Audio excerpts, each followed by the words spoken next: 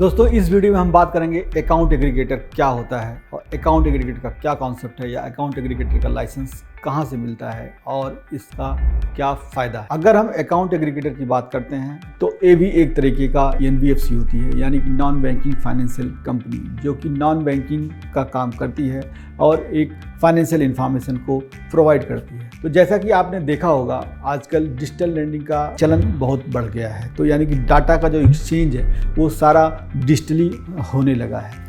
तो RBI एक नए कॉन्सेप्ट के साथ आई, बोला कि भाई कि जितनी इन्फॉर्मेशन है वो उसका मिसयूज़ ना हो, तो उसका एक कस्टोडियन बनाया जाए। इसके इकोसिस्टम में 4 पिलर होते हैं। पहला फाइनेंशियल इंफॉर्मेशन जो प्रोवाइड करते हैं, दूसरा जो फाइनेंशियल इंफॉर्मेशन यूज़ करते हैं, तीसरा एक यूज़र होता है और चौथा अकाउंट एग्रीगेटर खुद। जो फाइनेंशियल इंफॉर्मेशन प्रोवाइडर है, जो यानी कि जहाँ पे इंफॉर्मेशन जनरेट हो रही है, फाइनेंशियल इंफॉर्मेशन जनरेट होती है बैंकों से, फाइनेंशियल इंफॉर्मेशन जनरेट होती है म्यूचुअल फंड से, फाइनेंशियल इंफॉर्मेशन जनरेट होती है इंश्योरेंस कंपनी से, या फाइनेंशियल इंफॉर्मेशन जनरेट होती है GST या गवर्नमेंट डिपार्टमेंट GST है, इनकम टैक्स है। ऐसे जितने फाइनेंशियल इंस्टीट्यूशन हैं या फाइनेंशियल ट्रांजेक्शन जहाँ जहाँ पे आपका इन्वॉल्व होता है, वहाँ पे फाइनेंशियल इंफॉर्मेशन जनरेट होती है, ओरिजिन जहाँ पे होता है, तो उनको बोलते हैं फाइनेंशियल इंफॉर्मेशन प्रोवाइडर।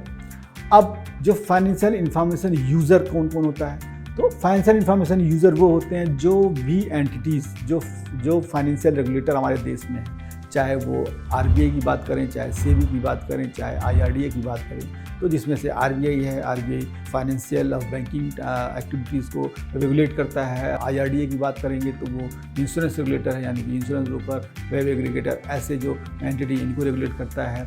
SEBI की बात करेंगे तो वो सारी इन्वेस्टमेंट एक्टिविटी, लिस्टेड कंपनियाँ हो गई, इंटरमीडियरी स्टॉक मार्केट के इंटरमीडियरी यूज़ गए, उनको रेगुलेट करता है। जो एंटिटी इनसे रजिस्टर्ड होती हैं, जो फाइनेंशियल रेगुलेटर जिसको रेगुलेट करते हैं, उनको बोलते हैं फाइनेंशियल इंफॉर्मेशन यूज़र। तो फाइनेंशियल इंफॉर्मेशन प्रोवाइडर हो गया बैंक, म्यूचुअल फंड या जो इंश्योरेंस कंपनियां या बाकी जो ऐसे इंस्टीट्यूशन हैं। दूसरा जो प्रोवाइडर हो गए, ये जितने रेगुलेटेड एंटिटीज होती हैं जो फाइनेंशियल रेगुलेटर द्वारा रेगुलेट की जाती हैं। तो तीसरा डायमेंशन इसमें आता है यूजर्स का। यूजर्स मतलब कि जैसे हम जो लोन लेते हैं या जो इंडिविजुअल होते हैं या जो भी इंस्टीट्यूशन, जो भी कंपनियां हैं, जो जिसको भी लोन लेना है, या जो उस फाइनेंशियल इंफॉर्मेशन का जो यूज़र है, अगर हम लोन लेने जाते हैं तो हमारी इंफॉर्मेशन चेक होगी। चौथा इसमें अकाउंट एग्रीगेटर है। अकाउंट एग्रीगेटर क्या करता है, जो प्रोवाइडर है उनसे इंफॉर्मेशन लेता है, और यूजर जो फाइनेंशियल इंफॉर्मेशन यूजर हैं, जो कंपनियाँ, जो एंटिटी हैं, इनको इंफॉर्मेशन बेचता है। तो ये अकाउंट एग्रीगेटर का काम हो गया। तो अकाउंट एग्रीगेटर इंटरमीडिएट की तरह काम करता है, पूरे डाटा को कलेक्ट करता है, रेगुलेटेड एंटिटी हैं उनको इंफॉर्मेशन प्रोवाइड करता है और उनसे चार्जेस लेता है, यानी कि उसकी जो अकाउंट एग्रीगेटर की इनकम होती है वो वही डाटा को शेयर करके जो उनको इनकम मिलता है। तो अगर हम बात करेंगे अकाउंट एग्रीगेटर इकोसिस्टम की, तो गवर्नमेंट एक सहमति नाम से एक पोर्टल लेके आई है, जिसमें कि जो प्रोवाइडर हैं सारे सहमति के स्टेक होल्डर हैं जो कि उसमें रजिस्टर्ड होते हैं। और अगर हम बात करेंगे अकाउंट एग्रीगेटर की, तो अकाउंट एग्रीगेटर कोई भी फंड बेस्ड एक्टिविटी नहीं कर सकता है। जो इन्फॉर्मेशन उसके पास आ रही है, उस इन्फॉर्मेशन को यूज करके या उस डाटा को यूज करके वो कोई भी फाइनेंशियल ट्रांजैक्शन नहीं कर सकता है, यानी कि कोई भी बिजनेस नहीं कर सकता है। बस वो केवल इतना कर सकता है कि जो इन्फॉर्मेशंस हैं वो फाइनेंशियल इन्फॉर्मेशन जो यूजर है उनको दे सकता है, जो रेगुलेटेड एंटिटीज़ को दे सकता है और उनसे चार्ज ले सकता है। और अभी जो RBI ने अभी जो फाइनेंशियल इंफॉर्मेशन प्रोवाइडर हैं उनसे पैसा लेने से मना कर रखा है अकाउंट एग्रीगेटर को। अकाउंट एग्रीगेटर का जो सोर्स ऑफ इनकम है वो केवल अपने इंफॉर्मेशन को जो रेगुलेटेड एंटिटीज़ हैं इनको दे के उसकी इनकम आती है। अब बात करते हैं अकाउंट एग्रीगेटर का लाइसेंस कैसे मिलता है। पूरी फाइनेंशियल इंफॉर्मेशन जो ये फ्लो होती है वो API के थ्रू फ्लो होती है, डिफरेंट इंस्टीट्यूशन से, डिफरेंट सर्विस प्रोवाइडर से। वो सारा डाटा ऑटोमेटिक आएगा, मैनुअल तो डाटा एक्सचेंज नहीं किया जा सकता। तो उसके लिए एक बहुत अच्छा आपको टेक्नोलॉजी बनानी होगी, एक आपको बहुत अच्छा प्लेटफॉर्म बनाना होगा जिसमें कि आप डाटा को API के थ्रू इंटीग्रेट कर पाएंगे, ले पाएंगे, एक्सचेंज कर पाएंगे।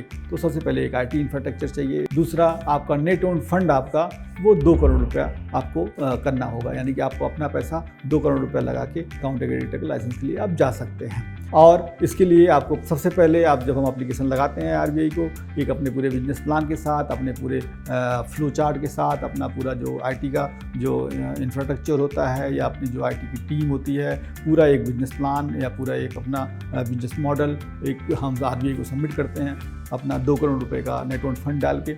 तब आरबीआई हमें एक इन प्रिंसिपल अप्रूवल देता है कि हाँ, हम आपके जो ये आपने सबमिट करा है, हम आपके इन प्रिंसिपल आपको अप्रूव करते हैं। उसके बाद आप अपना पूरा इंफ्रास्ट्रक्चर, अपना पूरा डिजिटल सारा तैयार करते हैं। सब तैयार करने के बाद उसका एक सीसा ऑडिट होता है, उसका एक कंप्यूटर का ऑडिट किया जाएगा, आरबीआई उसका ऑडिट करेगी। अगर वो इन प्लेस पाया जाता है तब आपको एक फाइनल अप्रूवल अकाउंट एग्रीगेटर का दे दिया जाता है। अकाउंट एग्रीगेटर का लाइसेंस किसे लेना चाहिए? जो कंपनियां यूजर डाटा जनरेट कर रही हैं या जो कंपनियां जो आईटी इंफ्रास्ट्रक्चर में काम कर रही हैं, जिनका एक आईटी इंफ्रास्ट्रक्चर बहुत अच्छा है और उनका B2C का काम है, वो कंपनियां अकाउंट एग्रीगेटर के लाइसेंस के लिए जा सकती हैं। जो फाइनेंशियल फील्ड में काम कर रही हैं और उनका इंफ्रास्ट्रक्चर, आईटी इंफ्रास्ट्रक्चर अच्छा है, तो वो अपने इंफ्रास्ट्रक्चर को लिवरेज आउट करके या अपने उसको कैपिटलाइज करके अकाउंट एग्रीगेटर का लाइसेंस लेके वो आगे अपने काम को और अच्छा बढ़ा सकती हैं। अगर आज की बात करें तो आज की डेट में अगर हम बात करें, हमारे देश में